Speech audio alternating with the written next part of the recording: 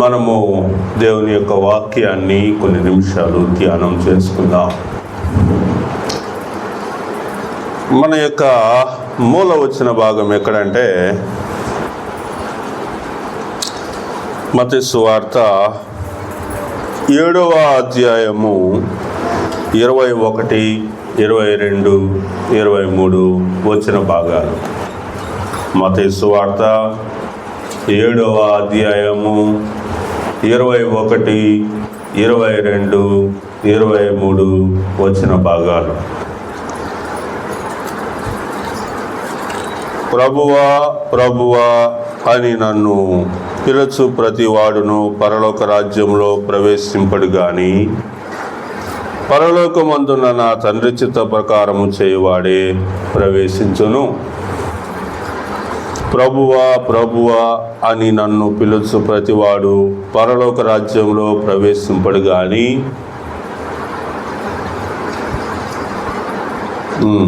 పరలోకమందున్న నా తండ్రి చిత్త ప్రకారము చేయువాడే ప్రవేశించును. ఆ దినమందు అనేకులు నన్ను చూచి, ప్రభువా ప్రభువా, మేము నీ నామమున ప్రవచింపలేదా? నీ నామమున దెయ్యములను వెళ్ళగొట్టలేదా? నీ నామమున అనేకమైన అద్భుతములు చేయలేదా అని చెప్పుదురు.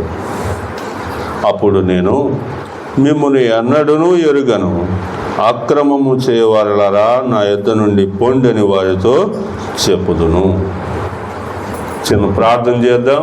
ప్రేమ కలిగిన తండ్రి, కృప కలిగిన దేవా, నమ్మకమైన ప్రభువా యేసయ్యా, ఈ సమయంలో కొన్ని మాటలు ధ్యానం చేస్తూ ఉండగా ఆరాధనకు సహాయకరముగాను, నాయన నమ్మి బాప్తిసం పొందినటువంటి వారు, ప్రతి ఆదివారము ఆరాధన చేస్తున్నటువంటి వారు, ఆరాధన చేయకుండా ఆగిపోయినటువంటి వారు, ఆరాధన చేసి ప్రభు బలలో పాల్గొనేటువంటి వారు, ఆరాధన చేయకుండానే ప్రభు బలలో పాల్గొనేటువంటి వారు, ప్రభువుని ఇంకా సొంత రక్షకుడిగా అంగీకరించినటువంటి వారు సంఘంలో అన్ని విధములైనటువంటి వారు ఉన్నారు కనుక అందరికీ ప్రభు నాయన యేసయ్య, ఓ తండ్రి నాయన యేసయ్య, ఉపయోగకరముగాను నాయన బలమును అందించినట్లుగాను మీరు చేయమని కోరుతూ ఉన్నాం. పరిశుద్ధాత్మ శక్తి సహాయత ద్వారా మాత్రమే బోధింపబడినట్లుగా కృప చూపమని కోరుతూ ఉన్నాం. నాయన యేసయ్య ప్రభువా, అంధకార సంబంధమైన చీకటి శక్తులను యేసు నామములో బంధించమని కోరుతూ ఉన్నాం. సమస్త మహిమ ఘనత ప్రభువాన్ని మీకే ఆరోపిస్తూ యేసు నామం పేరిట ప్రార్థిస్తున్నాను తండ్రి, ఆమేన్. ప్రియులారా, మనం ఇక్కడ ఆరాధనకు సహాయకరముగాను ప్రభు బలలో మనందరము మన యొక్క చేయి వేయుటకు గాను సహాయకరంగా ఉన్నటువంటి వాక్య భాగాన్ని మనం చూస్తూ ఉన్నాం. ఏంటి ఆ వాక్య భాగం అంటే, ప్రభువా ప్రభువా అని నన్ను పిలుచు ప్రతివాడు పరలోక రాజ్యంలో ప్రవేశింపడు గాని పరలోకమందున్న నా తండ్రి చిత్త ప్రకారము చేయువాడే. పరలోకమందున్నటువంటి నా తండ్రి చిత్త ప్రకారము చేసేటువంటి వాడు, తండ్రి చిత్త ప్రకారము చేసేటువంటి వాడే పరలోక రాజ్యంలో ప్రవేశిస్తాడు. తండ్రి చిత్త ప్రకారం ఏంటి? What is the will of the father or what is the will of the God? దేవుని యొక్క చిత్తం ఏంటి అనేటువంటి విషయాలు మనము ఈ యొక్క ఉదయకాలమందు మనము చూద్దాం. ఏంటంటే, దేవుని యొక్క నిబంధనను మనము గౌరవించటం. ఇంకా కరెక్ట్గా చెప్పాలంటే, మనము దేవుని యొక్క వాక్యాన్ని మనము అంగీకరించటం, ఆ వాక్యానికి మనము మరి మన యొక్క ఒప్పుకోలు అనేటువంటి విషయాన్ని మనము అర్థం చేసుకుంటాం. యోహాను సువార్త 14వ అధ్యాయం చూడండి. యోహాను సువార్త 14వ అధ్యాయము 15వ వచన భాగాన్ని మనం గమనిస్తే, మీరు నన్ను ప్రేమించిన ఎడల నా ఆజ్ఞలను గైకొందురు. నేను తండ్రిని వేడుకొందును, మీ యొద్ద ఎల్లప్పుడూ నుండుటకై ఆయన వేరొక ఆదరణకర్తను అనగా సత్యస్వరూపియగు ఆత్మను మీకు అనుగ్రహించును. ఇక్కడ మనం ఏం చూస్తా ఉన్నామంటే, మీరు నన్ను ప్రేమించిన ఎడల నా ఆజ్ఞలను గైకొంటారు. ప్రభువా ప్రభువా ప్రభువా అని పిలిచేటువంటి వాడు పరలోక రాజ్యం పోడు. కానీ ఎవరు పోతారంట? నన్ను ప్రేమించిన ఎడల, మీరు నన్ను ప్రేమించిన ఎడల నా ఆజ్ఞలను గైకొంటారు. కాబట్టి మనము దేవుణ్ణి ప్రేమించేటువంటి వారిగా ఉన్నామా లేదా? దేవుణ్ణి ప్రేమించేటువంటి వారమైనట్లయితే ఆయన యొక్క ఆజ్ఞలను మనం ఏం చేస్తాము? మనం ఒప్పుకుంటామని, ఆ ఆజ్ఞలను మనం గైకొంటామనేటువంటి విషయాన్ని మనము జ్ఞాపకం తెచ్చుకోవాలా. దేవుని యొక్క ప్రభు ఇచ్చినటువంటి ఆజ్ఞలను మనము జ్ఞాపకం తెచ్చుకోవాలి. ఆజ్ఞల్లో 10 ఆజ్ఞలైనటువంటి విషయాలే కాకుండా నూతనమైనటువంటి ఆజ్ఞ నేను మీకు ఇస్తున్నానని ప్రభువారు చెప్పినటువంటి ఆజ్ఞలు, కొత్త నిబంధన గ్రంథంలో ఉన్నటువంటి ఆజ్ఞలు. నా శరీరము తిని దాన్ని త్రాగినటువంటి వాడే నిత్యజీవము గలవాడని చెప్పినటువంటి మాట, వీటన్నిటిని మనం ఆజ్ఞాతిపూర్వకంగా గ్రహించవలసినటువంటి వారిగా ఉంటూ ఉన్నాం. కాబట్టి రెండవ ఆజ్ఞ, ఆయన యొక్క ఆజ్ఞను తండ్రి యొక్క చిత్త ప్రకారం చేయటం అనేటువంటి విషయంలో తండ్రి యొక్క చిత్తం ఏంటంటే, తండ్రి యొక్క చిత్తం ఏంటి? నన్ను ప్రేమించిన ఎడల నా ఆజ్ఞలను గైకొంటారు. ఆయన యొక్క ఆజ్ఞలు గైకొనటం అనేటువంటిది ఆయన యొక్క చిత్తమై ఉన్నది. ఆయన యొక్క ఆజ్ఞలను మనం గైకొనకుండా పరలోక రాజ్యమునకు హక్కుదారులము కాము. మనం ఎందుకు ఆరాధన చేయాలి? మనం ఎందుకు క్రీస్తు ప్రభు వారి యొక్క బలలో ప్రవేశించాలి? మనం ఎందుకు ఆయన యొక్క శరీరాన్ని, రక్తాన్ని మనం భుజించాలి, పానం చేయాలి? ఈ చెయ్యకపోతే పరలోక రాజ్యం లేదా అంటే లేదు. లేదా అంటే లేదు, అంతే, లేదు.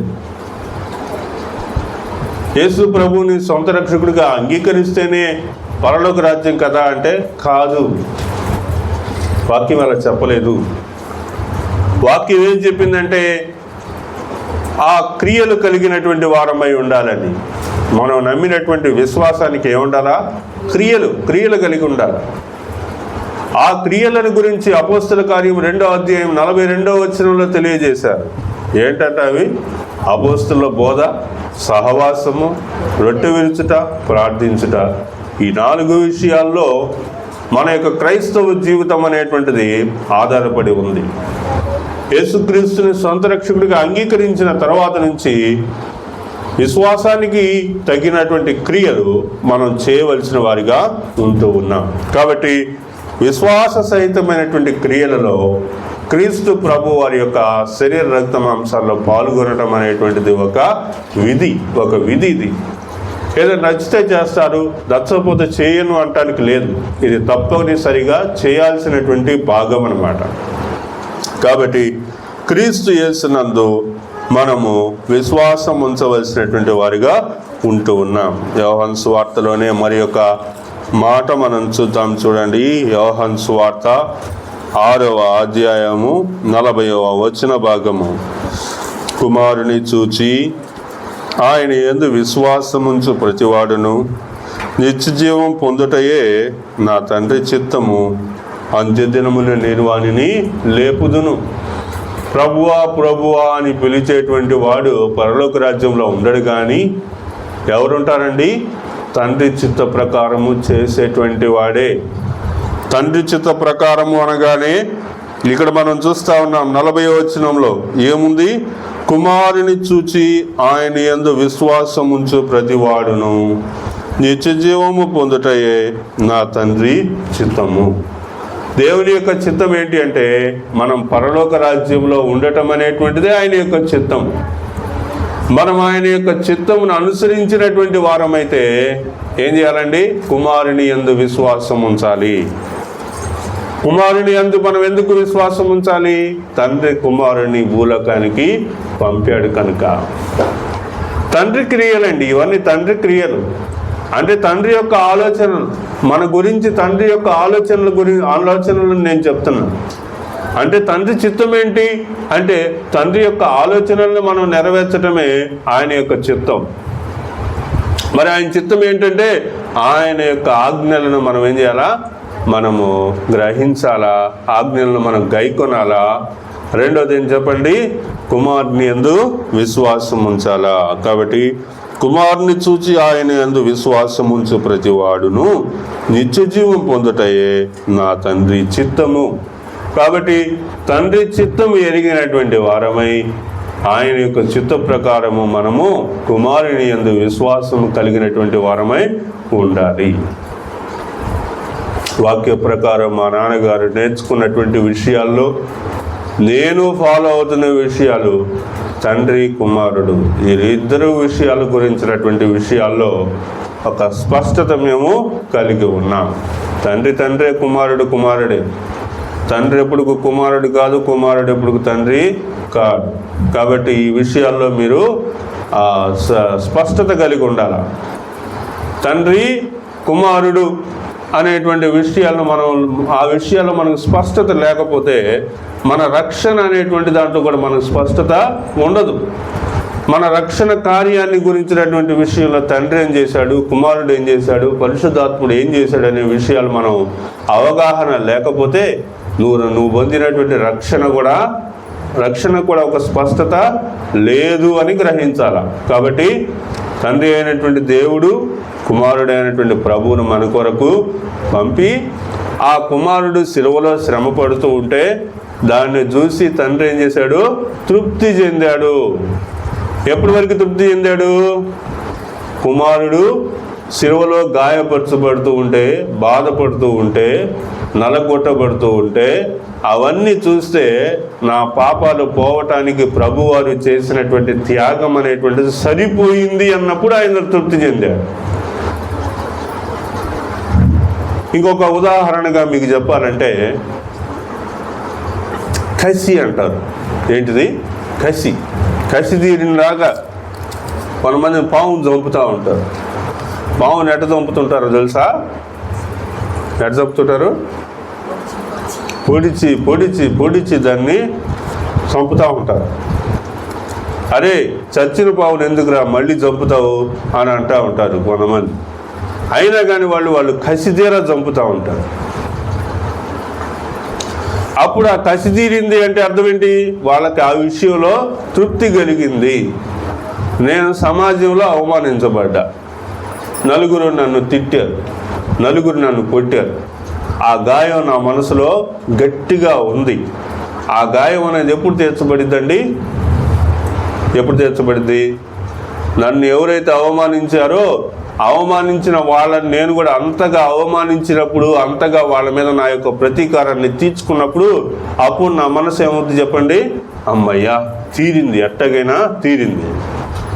ఈ విషయాల్లో ఎక్కువ మనం బయట గమనిస్తే మరి పిల్లలను పోగొట్టుకున్నటువంటి తల్లిదండ్రులు, ఆ తల్లిదండ్రులు కూడా వాళ్ళ పిల్లలు సాధారణమైనటువంటి మరణాలు కాకుండా ఎవరన్నా కావాలని చంపితేనో, కావాలని వాళ్ళ జీవితాలను నాశనం చేసి చంపితేనో, అలా చంపవేయబడినటువంటి పిల్లల యొక్క తల్లిదండ్రులు ఎంతో మనసులో బాధపడుతూ ఉంటారు.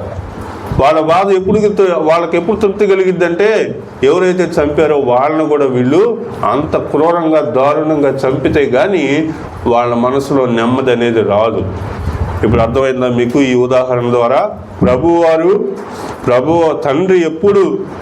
తండ్రి ఎప్పుడు సంతోషపడ్డాడు, తండ్రి ఎప్పుడు తృప్తి చెందాడు, తండ్రి ఎప్పుడు ఆయన యొక్క హృదయం ప్రభువునందు సంతోషించింది అంటే ఆయన హింసింపబడుతున్నప్పుడు, ఘోరంగా సిలువపై ఆయన వేలాడుతూ ఉన్నప్పుడు, ఆయన యొక్క రక్తం స్రవిస్తూ ఉన్నప్పుడు.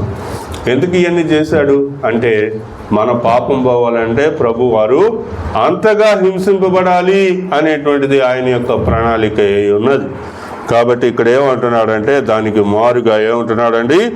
ఆ కుమారుని చూచి ఆయన యందు విశ్వాసముంచు ప్రతివాడును నిత్య జీవం పొందుటయే నా తండ్రి చిత్తమై ఉన్నదనే విషయాన్ని మనము చూస్తూ ఉన్నాం.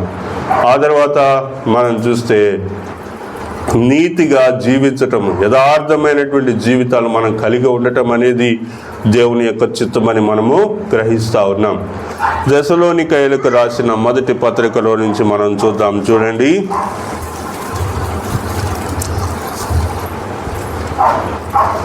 దెసలోనికయులకు రాసిన మొదటి పత్రిక 4వ అధ్యాయము 3వ వచనం.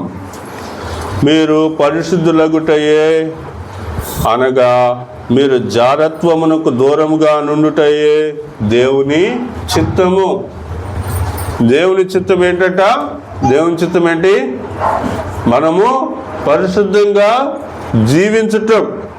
మనం పరిశుద్ధంగా జీవించటము, మీరు పరిశుద్ధులగుటయే అనగా జారత్వమునకు దూరముగా నుండుటయే దేవుని యొక్క చిత్తము.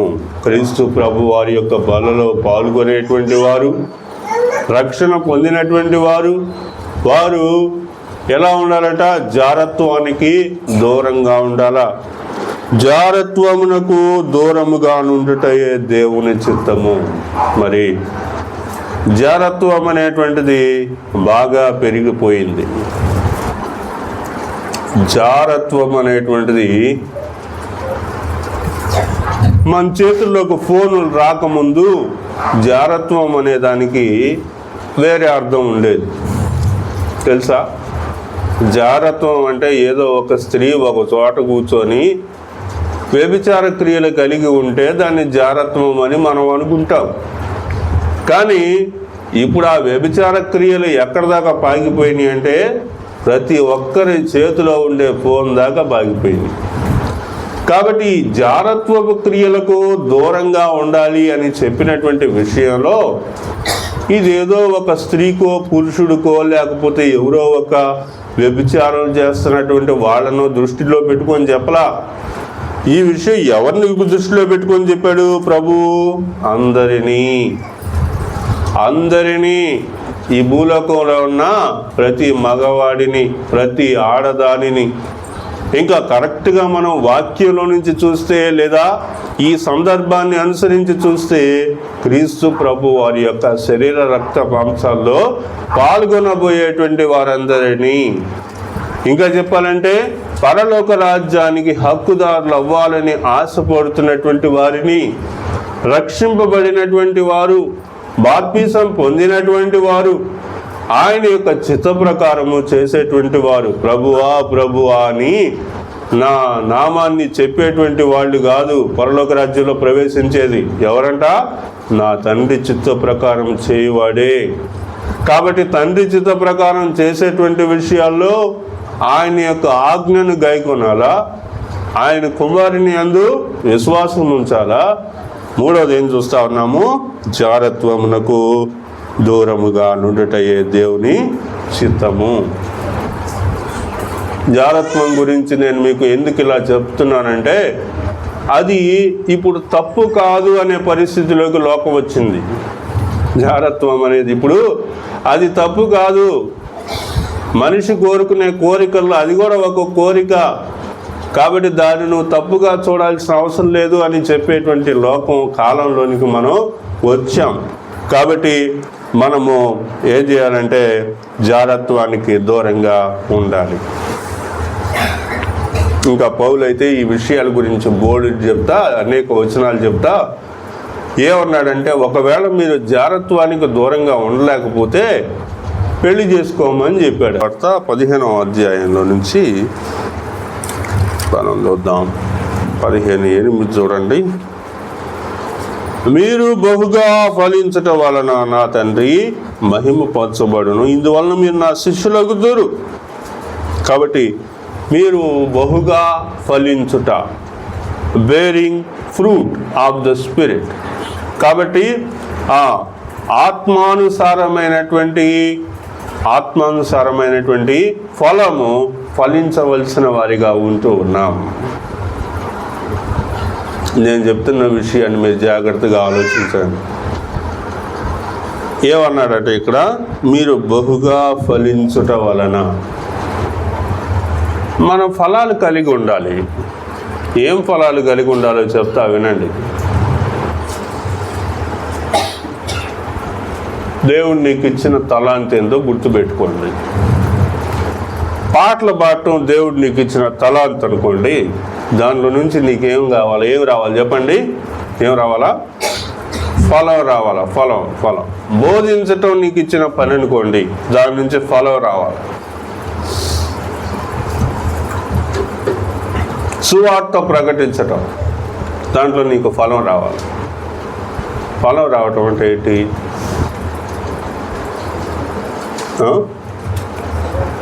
ఫలం రావటం అంటే ఏంటంటే దాని నుంచి నువ్వు ఒక వ్యక్తిని సంపాదించగలగటం.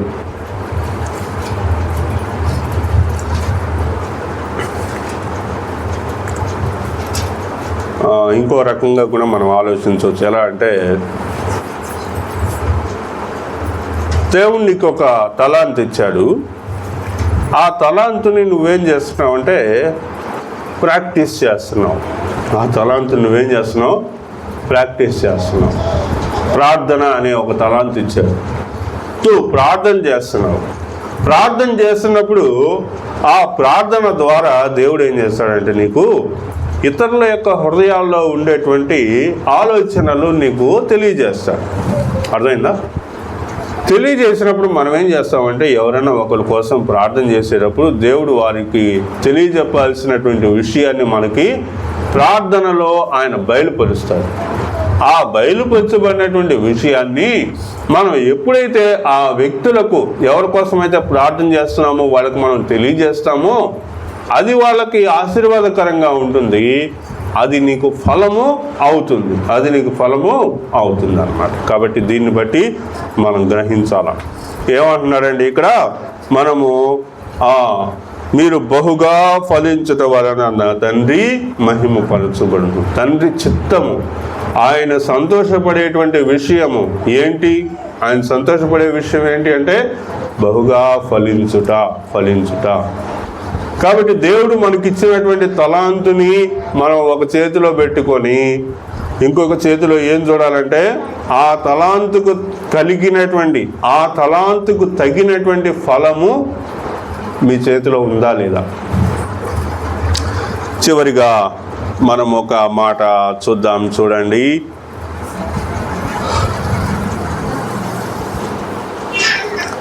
దేవునితోటి సంబంధం అనేటువంటిది, ప్రభువుతోటి మనకు ఉండేటువంటి సంబంధం అనేటువంటి విషయాన్ని మనం చూద్దాం. మత్తయి సువార్త 7వ అధ్యాయము 23వ వచన భాగము. మత్తయి సువార్త 7వ అధ్యాయం 23వ వచన భాగం. అక్కడ ఏమంటున్నాడండి? అప్పుడు నేను మిమ్మల్ని ఎన్నడను ఎరుగను, అక్రమము చేయవాళ్ళారా నా ఎదురు నుండి పొండని వారితో చెప్పుదును. కాబట్టి రిలేషన్ చెప్తున్నాడు. ప్రభుతోటి మనకున్నటువంటి సంబంధ బాంధవ్యాన్ని గురించినటువంటి విషయాన్ని మనం చూస్తే ఇక్కడ వాళ్ళతోటి ప్రభు ఏమంటున్నాడండి? అలాంటి వాళ్ళతోటి ఏమంటున్నాడండి? అక్రమము చేయవాళ్ళారా. అక్రమము చేసేటువంటి వాడితోటి దేవునితోటి సంబంధం ఉన్నవాడా, సంబంధం లేనివాడా? అక్రమం చేసేటువంటి వాడు దేవుని సంబంధి కానివాడా? దేవుని సంబంధి కానివాడు. వాడికి దేవునికి లేదా వాడికి ప్రభువుకు సంబంధమే లేదు. ఏం చేశాడంటే దానికి ముందు ఏం చేశాడంటే చూడండి 22లో ఏమంటున్నాడండి? మేము నీ నామమున ప్రవచింపలేదా? ఇంకా ఏమంటున్నాడండి? నీ నామమున దయ్యములు వెళ్ళగొట్టలేదా? నీ నామమున అనేకమైన అద్భుతములు చేయలేదా? యేసు నామములో వెళ్ళు ఇన్ని కార్యాలు చేసినా వాళ్ళకు పరలోకంలో భాగ్యం లేదు. అర్థమైందా? వాళ్ళకి తండ్రి చిత్తం నెరవేర్చినటువంటి వాడు, అద్భుతాలు చేసేటువంటి వాడు ఉన్నప్పటికీ కూడా వాడి తండ్రి చిత్తాన్ని నెరవేర్చినటువంటి వాడైతే, దయ్యాలు వెళ్ళగొట్టేటువంటి వాడు ఉన్నాడు, దయ్యాలు అయితే వెళ్ళగొడుతున్నాడు, కానీ వాడు తండ్రి చిత్తాన్ని నెరవేర్చట్లా. అలాంటి వాళ్ళని నేను ఎప్పుడూ ఎరగనని అంటున్నాడు. మరి మన యొక్క విషయాన్ని అయితే మనం ఆలోచించుకోవాల్సిన వాళ్ళుగా ఉంటూ ఉన్నాం. యోహాను సువార్త 17వ అధ్యాయం 3వ వచనం చూడండి. యోహాను సువార్త 17వ అధ్యాయము 3వ వచనం. అద్వితీయ దేవుడవైన నిన్నును నీవు పంపిన యేసుక్రీస్తును ఎరుగుటయే నిత్య జీవము. కాబట్టి మనం ఈ భూలోకంలో ఏం చేసినా 2 విషయాలను మనం కలిగి ఉన్నామా లేదా గ్రహించండి.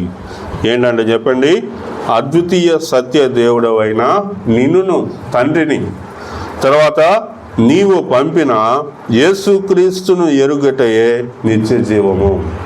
కాబట్టి తండ్రి కుమారుణ్ణి ఎరిగినటువంటి అనుభవం ఏం తెలియజేస్తూ ఉంది? మనకి నిత్య జీవానికి మనం వెళ్ళేటువంటి విషయాన్ని తెలియజేస్తూ ఉంది.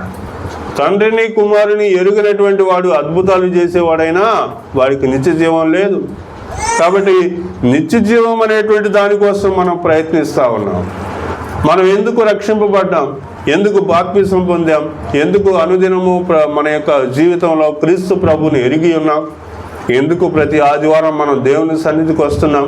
ఆయనను ఆరాధిస్తూ ఉన్నాం, ఆయన బలలో చేవేస్తూ ఉన్నామని మనల్ని మనం ప్రశ్నించుకుంటే నిత్య జీవము కొరకు, నిత్య జీవము కంటే కూడా ఇంకొక ప్రాముఖ్యమైనటువంటి విషయం ఏంటంటే తండ్రి చిత్తము చేయుట. తండ్రి చిత్తం చేయుట అనే విషయాన్ని గురించి పట్టించుకోండి. తండ్రి అయినటువంటి నిన్నును నీవు పంపిన కుమారుని ఎరుగుటయే నిత్య జీవం. కాబట్టి తండ్రిని కుమారుని ఎరిగినటువంటి అనుభవం మీ జీవితంలో ఉందా లేదా దాని గురించి ప్రశ్నించుకోండి.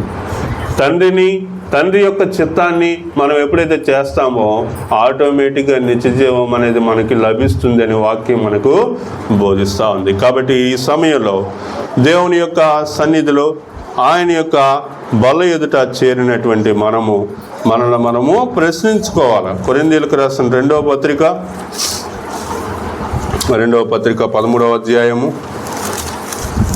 5వ వచనాన్ని చూద్దాం. చూడండి, మీరు విశ్వాసము గలవారై ఉన్నారో లేదో మిమ్మల్ని మీరే పరిశోధించుకొని చూచుకొనడి, మిమ్మల్ని మీరే పరీక్షించుకొనడి.